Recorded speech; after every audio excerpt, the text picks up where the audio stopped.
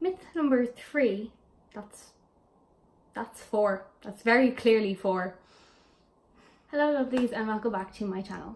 Today I thought it would be good to talk about some myths surrounding bisexuality and dispelling these myths, as well as kind of discussing maybe why people think these are true or where they might actually come from.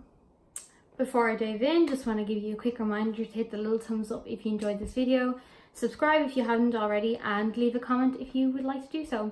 Also click the little notification bell at the side to get a notification every time I post a new video. So, without further ado, let's get into the myths.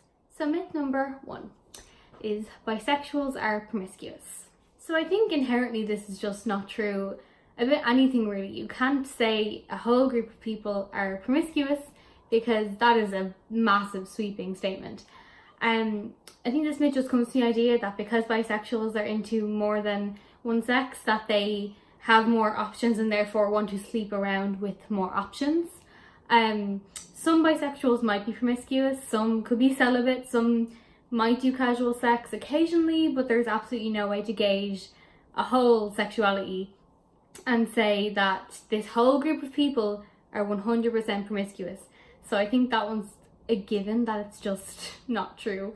Some are, some aren't, and that's just the way of the world. Myth number 2 is that bisexuals are more likely to cheat. So I think this myth kind of laces into the promiscuity myth, because it again feeds into that idea that because you don't just like one sex or one type of person, that you are more likely to sleep around because you have more options. Again, this is not true of bisexual people. They are no more likely to cheat than any other sexuality. Some obviously will cheat, some won't cheat, just the same as some other gay people will cheat, lesbians might cheat, straight people might cheat, etc, etc. That is a relationship decision and a kind of personal decision, I guess, to actually cheat on your partner. So to again assume that a whole group of people based on sexuality are more likely to cheat is just kind of stupid. It makes no sense. So there you have it. Bisexuals are no more likely to cheat than any other person. Myth number 3 is that being bisexual is a layover on the way to gay town. This myth definitely comes from the idea that sexuality is black and white, that it's not possible to be attracted to more than one type of person, and is generally toxic, but unsurprising given the way society has been for hundreds and hundreds of years. It's definitely true, I guess, in some cases. There are some gay people and some lesbians who first came out as bisexual and then realised they were actually only attracted to men or attracted to women. And again, that's totally fine because sexuality is about exploring yourself and understanding what you like. However, for a large majority of people, because bisexuals make up the majority of the LGBT community, bisexuality is not a layover on the way to gay town.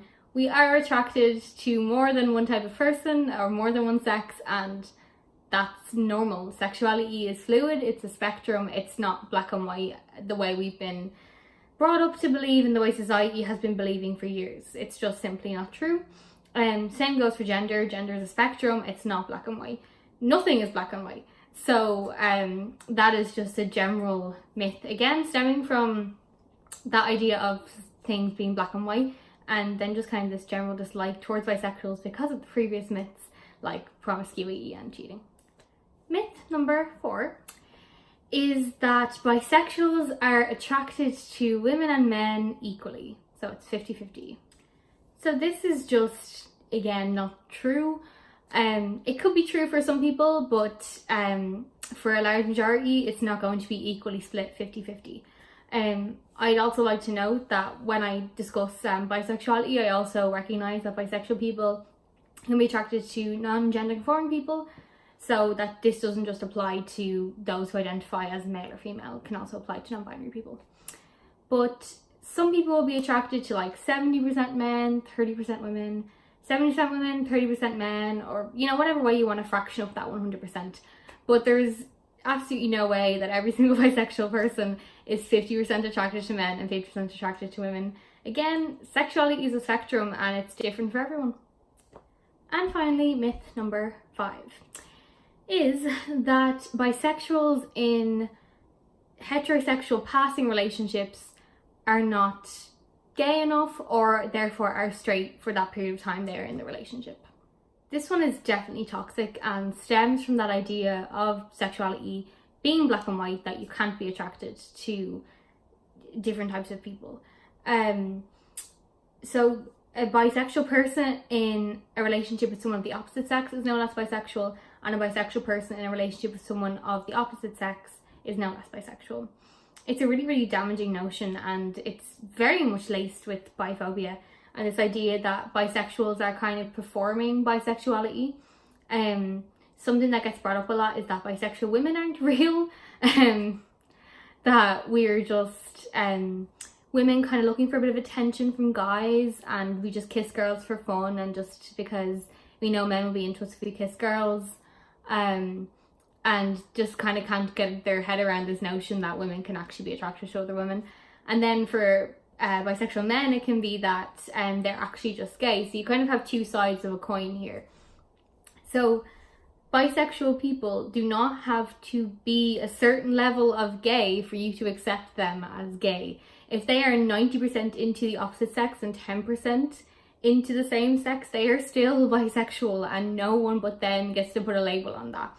So anyone no matter who their partner is, that does not make them any less bisexual than any other person in a bisexual relationship. If I'm dating a woman and my friend who is also bisexual is dating a man, that doesn't make them any less bisexual than me. We are still the same. So just to kind of dispel that notion that bisexual people have to date the same sex in order to remain bisexual. So I hope you enjoyed today's video and learned something new if you didn't already know. If I've forgotten any myths that you think are perpetrated, please leave them in the comments. I love to hear more and talk about them. And as I mentioned at the start of the video, give it a little thumbs up if you liked the video, share a comment, subscribe, and click the little notification bell if you would like to get a notification every time I post a new video. Thanks for watching, guys, and I'll see you next week. Bye!